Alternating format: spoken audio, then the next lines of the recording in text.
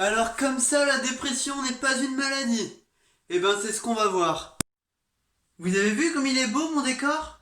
En fait, je me suis simplement dit que ça faisait sérieux, donc je serais peut-être un petit peu plus crédible avec. Bon, comme on dit, trêve de galéjade, mettons-nous au travail. Alors, premier argument, la dépression est classée au sein du DSM-5, qui répertorie toutes les pathologies psychiatriques, donc les maladies.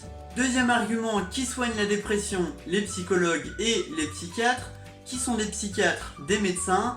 Et que font les médecins? Eh ben, leur travail essentiel, c'est de soigner les maladies ou au moins les problèmes de santé. Voilà, stop, c'est une maladie, il n'y a plus besoin de débattre. Bon, je sais que vous en attendez sûrement plus de cette vidéo, donc je vais vous expliquer ce que c'est cette maladie. Mais avant ça, j'ai une question du coup.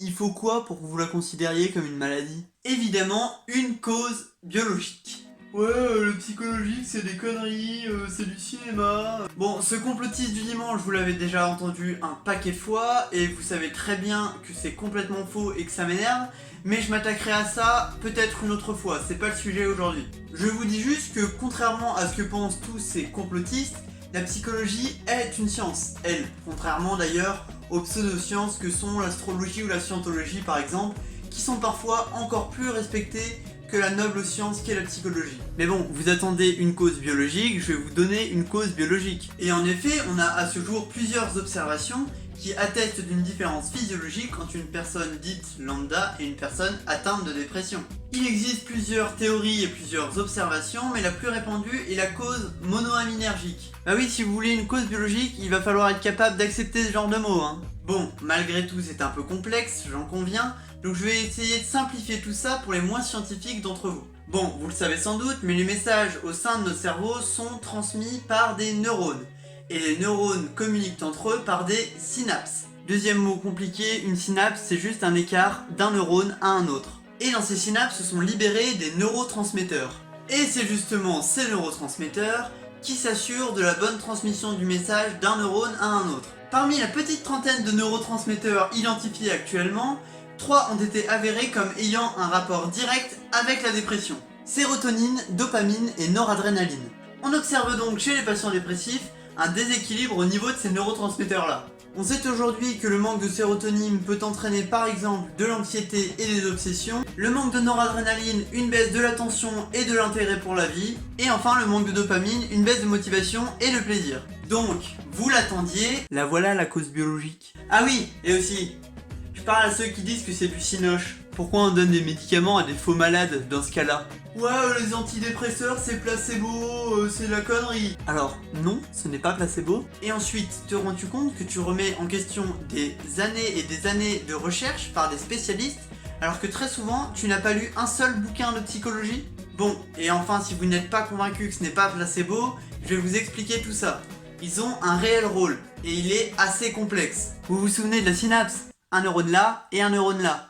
Bon, en fait, quand le message nerveux arrive, le neurone présynaptique, donc avant la synapse, libère les vésicules de neurotransmetteurs dans la synapse, et ces neurotransmetteurs vont se fixer au récepteur du neurone post-synaptique, donc après la synapse. Mais au sein de ce fonctionnement, il existe aussi un système de recapture des neurotransmetteurs, c'est-à-dire des molécules appelées transporteurs qui vont récupérer les neurotransmetteurs au sein de la synapse.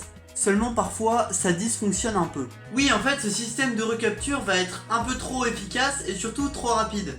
Ce qui aura donc pour effet d'empêcher les neurotransmetteurs de se fixer sur les récepteurs postsynaptiques et ainsi d'empêcher la transmission du message. Voilà donc à quoi servent les antidépresseurs. La plupart d'entre eux sont dits ISRS, c'est-à-dire inhibiteurs sélectifs de la recapture de la sérotonine. Ils vont simplement servir à inhiber quelque peu le système de recapture. Et bien évidemment, tout n'est pas aussi simple, c'est pour ça qu'il existe des dizaines d'antidépresseurs, parce que chaque dysfonctionnement cérébral nécessite son propre système d'antidépresseurs. Donc je vous ai parlé de cette théorie monoaminergique, car c'est la plus répandue et c'est celle sur laquelle se basent la plupart de nos antidépresseurs, mais en réalité, on observe aussi des différences de structure cérébrale d'une personne atteinte de dépression à une personne dite lambda. Donc, j'espère que vous l'avez bien compris, stop, arrêtez de dire la dépression c'est un manque de motivation, c'est que la personne fait pas d'efforts, c'est qu'elle a pas envie de s'en sortir, c'est faux. C'est une maladie. Et c'est parce que justement c'est une maladie qu'il faut faire attention à son entourage, parce que les dépressifs sont bien plus nombreux que vous le pensez. C'est une maladie plutôt répandue et il faut y faire attention parce que plus vous allez les stigmatiser, plus ils vont s'enfoncer dans cette dépression. Voilà, donc j'espère que cette vidéo vous aura plu. Moi, c'est une vidéo que je trouvais importante à faire. Donc maintenant, comme je vous le dis toujours, prenez soin de vous, de votre entourage, profitez de vos proches et on se retrouve bientôt pour débunker un autre mythe.